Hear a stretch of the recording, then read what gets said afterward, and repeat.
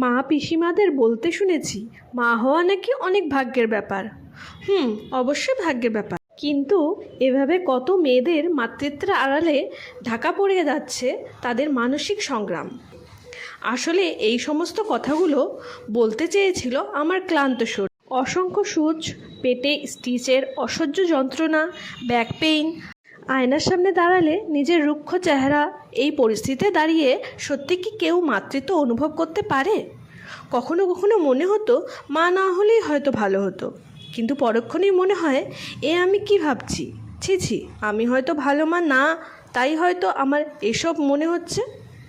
আসলে ছোটোবেলা থেকেই শুনে আসছি মাতৃত্ব খুব ভাগ্যের, আর কোনো সিনেমা বা বইতে মাতৃত্বের এই কঠিন সংগ্রামের কথা কোথাও বলা নেই, তাই আমরা জানতেও পারি না কখনো। পারলে নতুন মায়েদের কাজে হেল্প করো, তাদের মেন্টাল সাপোর্ট দাও, তাহলে এই জার্নিটা অনেক ইজি হয়ে যাবে আশা করি। আচ্ছা, একটা কথা বলো তো, তোমাদেরও কি তাই মনে হয়, নাকি শুধু আমার একারই এরকম মনে হচ্ছে? পারলে জানিও তো।